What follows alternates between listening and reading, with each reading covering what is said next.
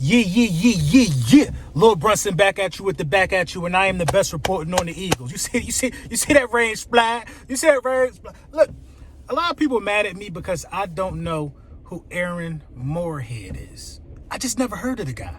And that's not a bad thing. That's not a bad thing. See, the Philadelphia Eagles, I think this is like the 6th wide receiver coach since like 2015 or something like that. Meaning this is what's happening. You need wide receivers that can perform good so these coaches can keep their jobs. That's not happening in Philadelphia. The retention on wide receivers is just not happening. So we go out and get some guy. He's a no-name if you ask me. He's a no-name guy if you ask me. I just never heard of him. The position is filled.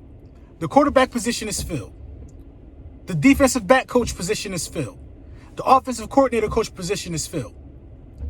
The positions are filled. Now what I can say is this. We'll talk about each of the positions for a while. Now, I talked about Marquand Manuel.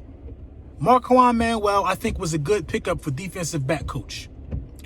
Doug Peterson will be calling the plays. Now, that's not really a bad thing because Doug actually can get better. Now, I was upset about it, but it's Doug actually can get better. You bring in Rich Scangarello, who could be in Doug's ear, and they could talk about different ideas and different concepts. He's a fresh face to the organization. This Aaron Moorehead guy is a fresh face to the organization. You see what I'm saying? It's a lot. Marquand Manuel, fresh face to the organization. It's a lot of new and exciting ideas that are about to be getting spun up. Now, this boy crush that everybody got with Press Taylor, people are saying Press Taylor is a future coach in the making. Listen, man, future coaches get coordinating jobs, man. Press Taylor is still the QB coach. Now, I'm not saying he can't jump from QB coach to head coach because we just seen a guy jump from special teams coach to head coach, the Giants' new coach. I'm not saying that can't be done, but at the same time, we're not looking to keep Press Taylor around so he could be the successor for another team. Now, I don't think Press Taylor did anything wrong. I'm very optimistic about this Aaron Moorehead guy. Never heard of him before. But what the Philadelphia Eagles need to do, the Philadelphia Eagles absolutely have to get some wide receivers. It is imperative. Now, I know Marquand Manuel can evaluate defensive back talent. I know he can. I'm not saying he's the greatest at saying who we should pick if we draft a cornerback, but I know he can at least evaluate talent. I don't know that about Aaron Moorehead. I don't know that about him. For a position of need, to not bring in a guy who got a good eye could be detrimental to our success moving forward. I think the Philadelphia Eagles are moving in the right direction with these fresh faces. These guys coming from different trees, bringing in different perspectives on exactly what needs to happen. Guys are telling me his dad played for this team and that team in the 90s. He played with Peyton Manning. What do that got to do with what he did as a wide receiver coach? Because I'm not sure of any star that coached under him that was drafted, any player that was coached by him that was drafted and became a star in the NFL. Correct me if I'm wrong. Because if you're talking about Hines Ward was one of those guys that seen early on that Juju Smith-Schuster was a star. A USC product that y'all would have passed on because y'all got something against USC wide receivers, which is why y'all don't like Michael Pittman. A lot of people in the comments when I say y'all. I don't understand it. I don't understand it. Now, we judging talent based off upon the school you went to. Is a quarterback from North Dakota State University even worth picking in the number 2? A lot of y'all wouldn't have picked Carson Wentz. But Carson Wentz was the right pick.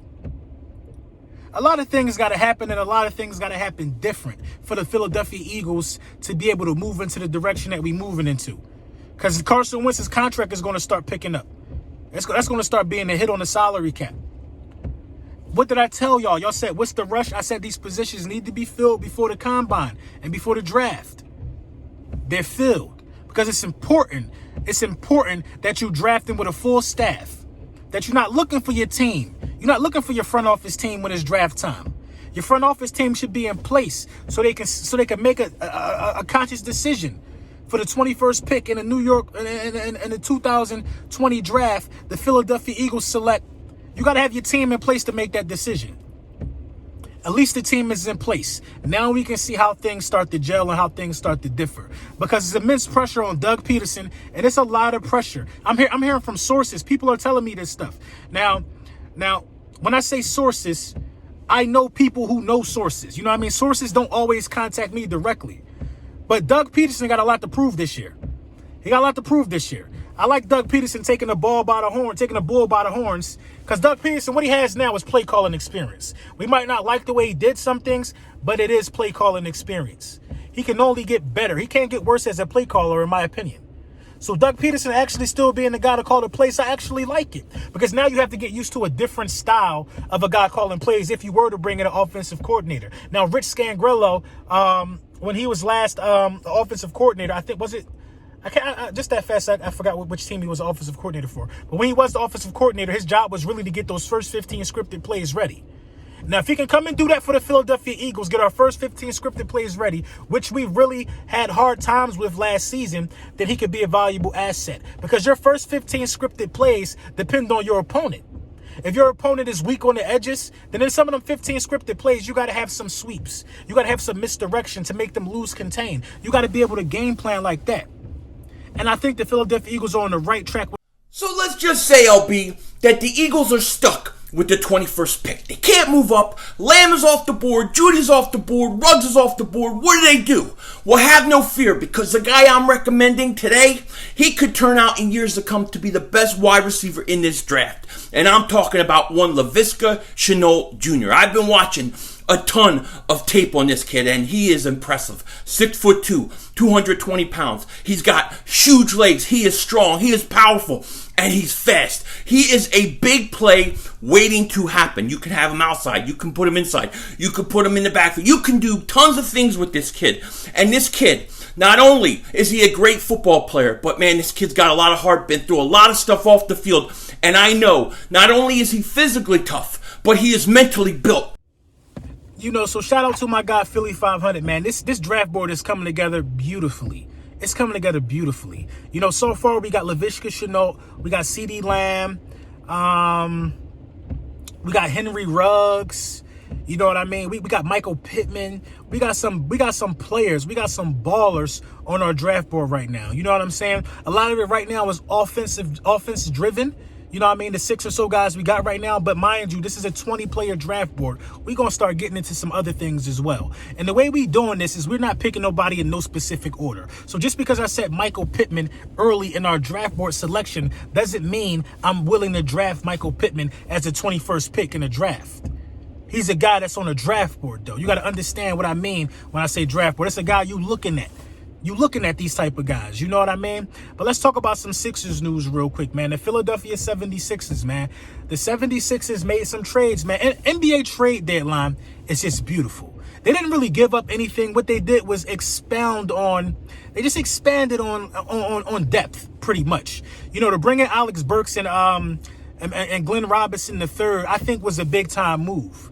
I think it was a big-time move. You bring in an athletic guy like Glenn Robinson III. I think he was in a dunk contest at one point. Alex Burke is a veteran athletic. I think he averaging 16 with the Golden State right now. You know what I mean? Those are guys who can play down the stretch.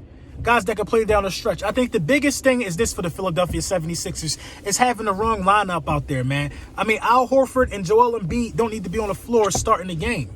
That's just how the dice roll, man. You already got a guy who Al Horford and Joel Embiid primarily work from the paint. Yeah, they shoot more threes than they should, but they primarily work from the paint. And then when you got them out there on the perimeter, they ain't beating nobody off the dribble, so they no good on the perimeter. Everybody is on to Joel Embiid's pump fake. But then when you add Ben Simmons to the equation, Ben Simmons is trying to get to the paint. So it's just clogged up. Tobias Harris is a great rebounder for his position, so he works out in the paint. We are operating with multiple big men. I think that Tobias Harris needs to slide down to the 4. Joel Embiid need to play the 5. I like Alex Burke playing the 3. I like Jason Richardson. I like Richardson playing the 2. You know what I mean? Richardson, you know what I'm talking about. I like him playing the 2, and I like Ben Simmons playing the 1. You still got size, you still got depth, and then you got Glenn Robinson third coming off the bench. You got Thibault coming off the bench. You got Al Horford coming off of the bench. That's how you can turn this season around. You don't have to appease these players with these big contracts and say, hey, you got to start because I'm saying you got to start. They got to shuffle the lineup, and guys like Al Horford got to take a back seat to get some guys in the ball game that can actually be a threat on the wing.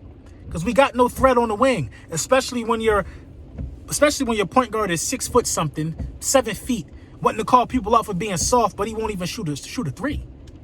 I'm confused with that. So a lot of things got to happen and a lot of things got to change. You know what I mean? But Brett Brown's job is on the line. Period. His job is on the line. So, with that being said, let me know what you guys think in the comments about the coaches that we picked up. I'm not as dissatisfied as I was yesterday. It's a shock when you don't know some of these guys. But at the end of the day, I feel like the Philadelphia Eagles are moving in the right direction. The only concern I have with these coaches is that they must, and I repeat, they must be able to evaluate talent, man.